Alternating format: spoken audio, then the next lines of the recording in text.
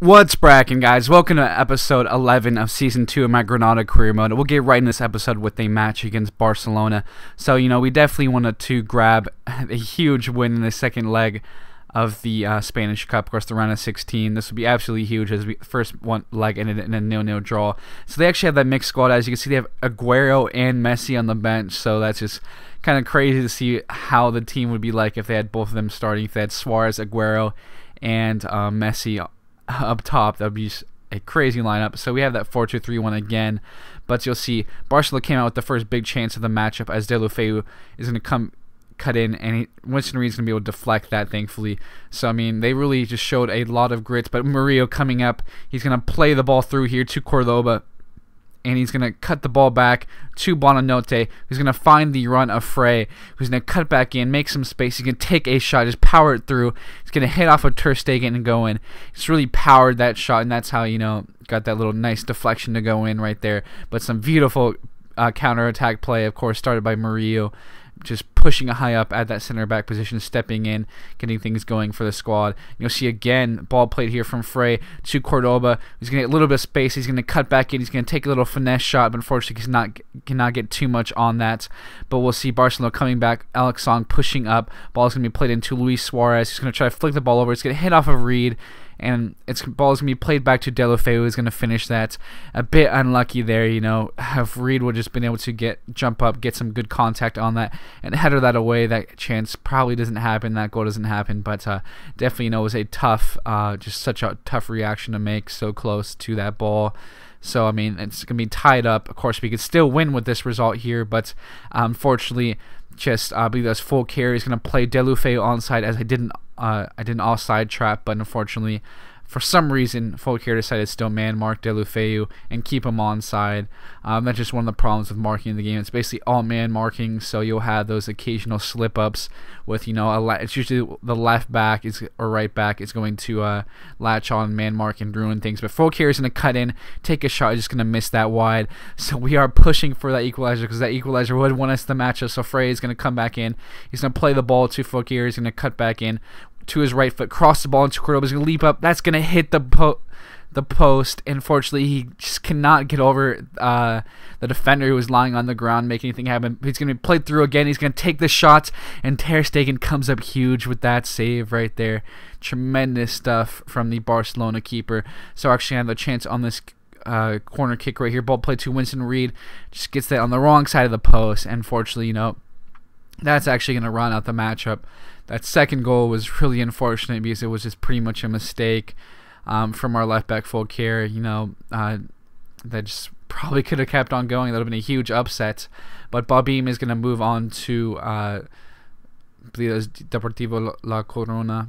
But that was just definitely a tough result to take because we definitely could have moved on. That would have been a huge upset, especially they played that mixed squad. Definitely would have been nice to go on and get to the what would be the quarterfinals. So Rayo Vallecano actually has Rochina and Larson, two former wingers of ours that we've just sold in this window, are going to be facing off against us basically in the same month. About a week or two since the point that we sold them off. So again, that 4-2-3-1, definitely think it's the way to go right now. We're doing fairly well with it. We're playing well defensively. We just had a few slip ups at the back, and that's about it. Some good play right here as Cordoba actually looks like he gets a foot on that. Frey's just going to use his pace. He's going to cut back in, hits it right at the keeper's chest, and unfortunately, if he could have gone for that little got underneath, a little bit more of a finesse shot, that would have been huge. We'll see a great block again from Reid. Big block in the last matchup as well. Just been so good overall.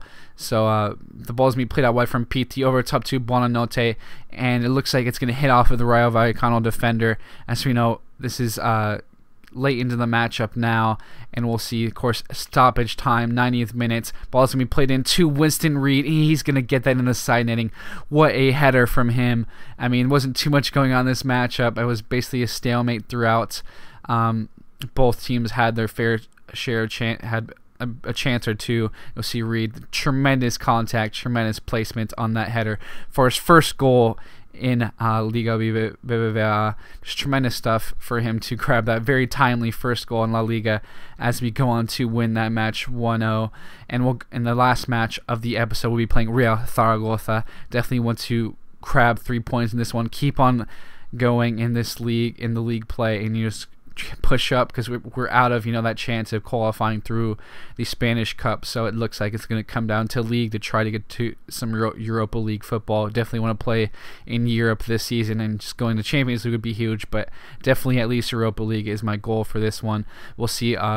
Zaragoza really came out very quickly, and you'll see ball played back here, and unfortunately Frey is going to tumble down the Zaragoza player as he's taking the shot right there. You can see he does get a little bit of contact, a little bit of weak, I mean, that's just like his back foot, it looked like, but it's called either way. And Roberto does a little bit of fakes over there, but that was perfectly placed, as Roberto's trying to just psych out the penalty kick taker.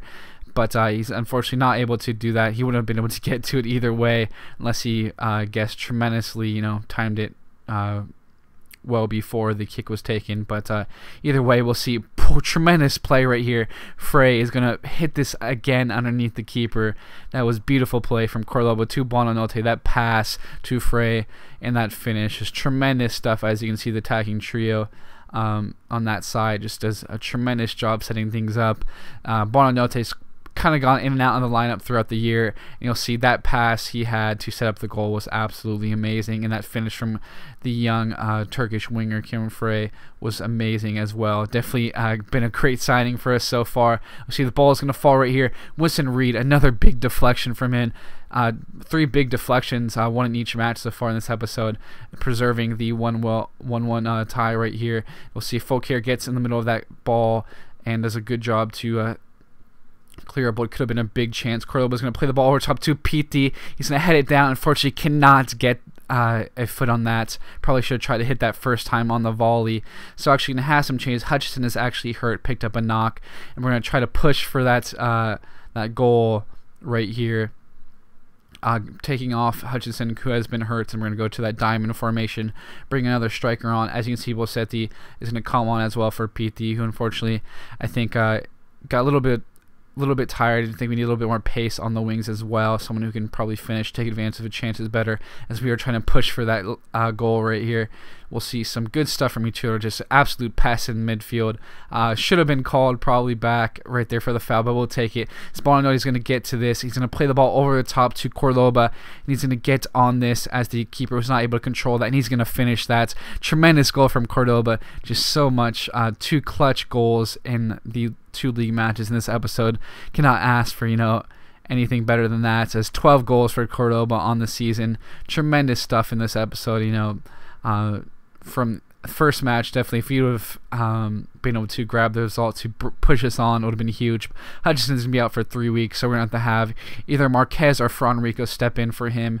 Maybe Hyman. We'll have to see how that goes, but he has been great, so we're going to miss him because he has been so well, in this more fluid 4-2-3-1. We're actually pushing up very high with our center defensive mids as well. But you can see Granada 5th place right now. We can push up in front of Sociedad if we improve our goal differential or just on points alone. So we definitely want to see if we can do that, because we finish off in that spot qualifying for European football would be absolutely amazing feat for this squad in my second season in charge. With that, guys, I'll be rounding out the episode now, and I'll catch you guys later.